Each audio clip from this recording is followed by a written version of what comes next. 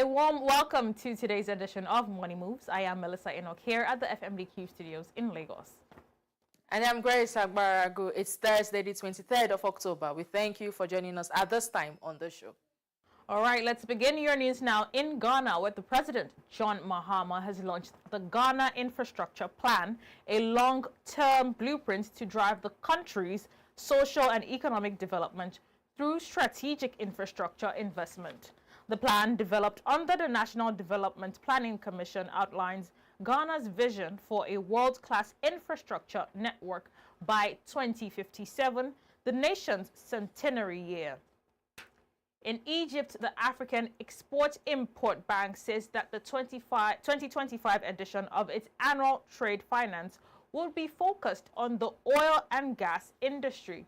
This was according to Gwen Mwaba, the managing director in charge of trade finance and correspondent banking at the Afrexim Bank.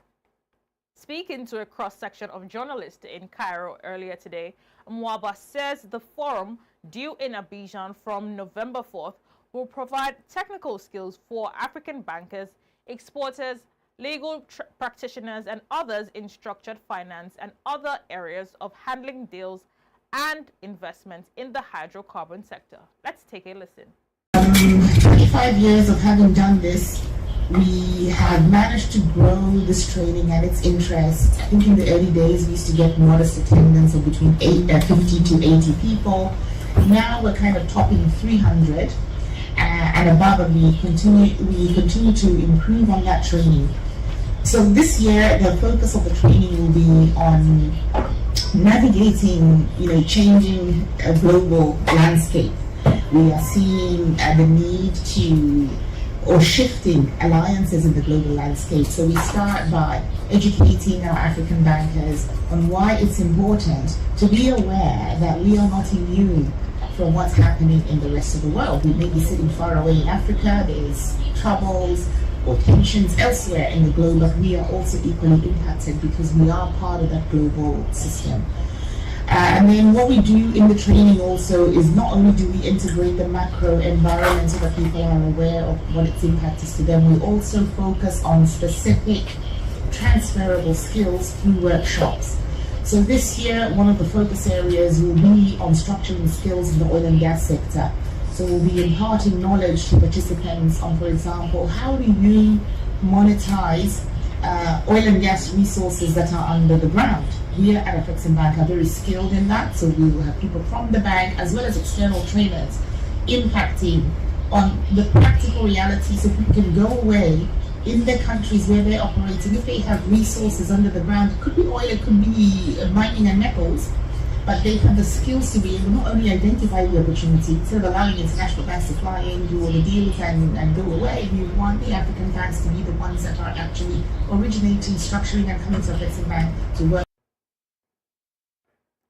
Tanzania has begun exporting sugar for the first time, marking the end of years of recurrent shortages and price spikes. For decades, the country faced supply gaps during factory maintenance and rainy seasons when sugarcane yields declined, forcing reliance on imports. The turnaround reflects growth in local production capacity and government efforts to achieve self-sufficiency in the sugar industry.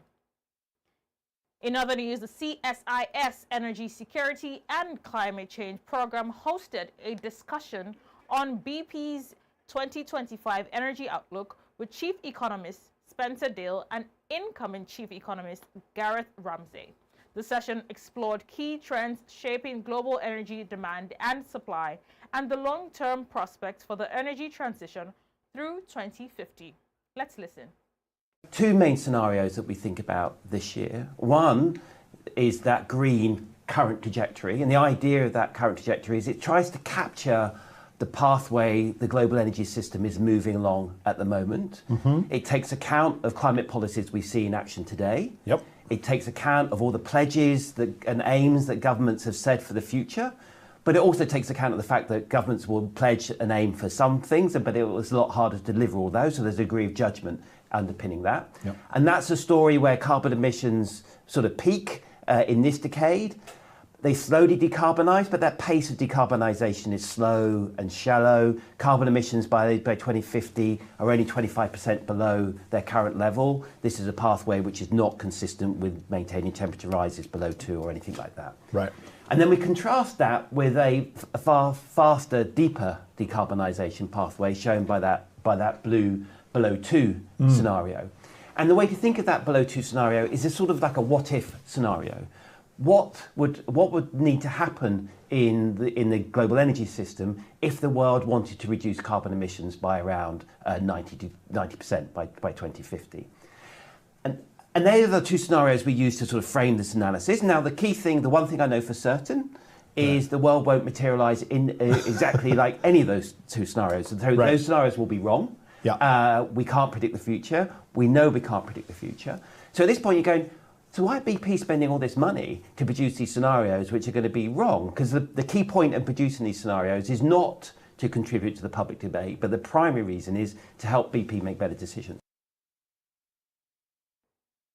Uganda has now launched the UN Sustainable Development Cooperation Framework for 2026 to 2030, a new blueprint guiding joint efforts between the government and the United Nations to accelerate progress toward the Sustainable Development Goals, SDGs. Let's listen. This is a collective commitment to the future we choose to build together, a future of inclusion, resilience, and shared prosperity for all people in Uganda. This framework is the single most important document guiding all United Nations development work in Uganda. It sets the vision and direction of our joint efforts over the next 5 years. Indeed, these will be the last 5 years to 2030 within the framework of Agenda 2030. It builds on Uganda's steady progress from achieving medium human development status to meeting 2 of the 3 criteria for graduation from the least developed countries category. Indeed, I'm sure by 2027, Uganda will meet all 3 criteria. It also aligns squarely with Vision 2040, the 4th National Development Plan, Agenda 2063, and the 2030 Agenda for Sustainable Development, and indeed the Pact for the Future.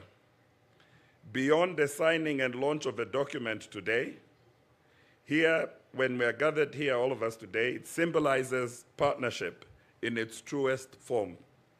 The cooperation framework was co-led and co-created with government, development partners, civil society, the private sector, young people, and persons with disability. Finally, on News Now, Nigerian Breweries has reported a loss per share of 0.13 kobo in Q3 2025 compared to 6.35 naira last year due to a one-off 6.08 billion naira impairment from the digital integration. Revenue rose 33.4% year-on-year, while gross margin expanded to 33.8%. Net finance costs fell 81.9% on FX gains, narrowing pre-tax loss to 2.77 billion naira from 86.66 billion naira.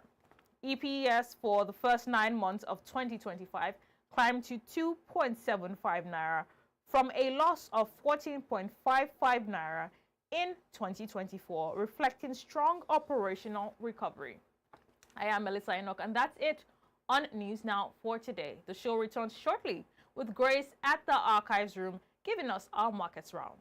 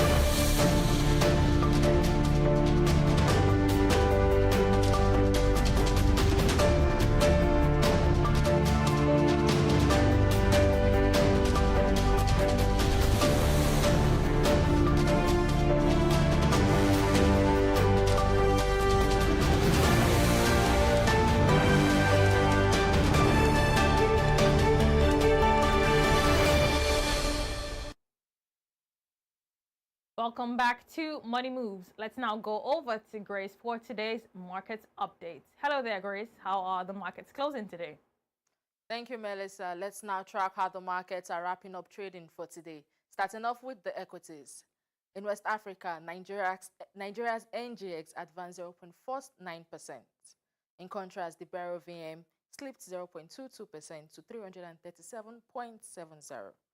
The Johannesburg Stock Exchange jumped 1.50% to around 110,500. While in North Africa, Morocco's MASI declined 0.21% and the EGX30 closed on the positive, up 0.29%.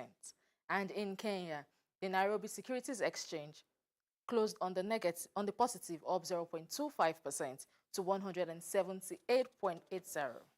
Let's now switch to the currencies.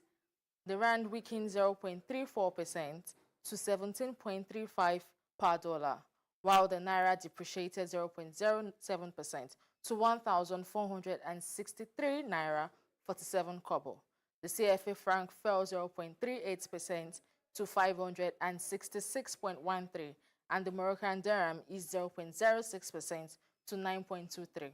The Egyptian pound slipped 0.09% to 47.60, while the Kenyan shilling edged lower 0.01%. Let's switch to the commodities data deck, beginning with energy prices. Energy prices surged today, supported by strong demand signals. Brent crude climbed 4.71% to $65.54 a barrel, while US WTI gained 5.09% to $61.48. Natural gas rose 1.22%, and Arabian gasoline increased 3.16% as of 12:05 GMT. Finally, two soft prices. Cocoa rose 0.89% to $6,354. Coffee advanced 2.63%, and sugar gained 0.93%.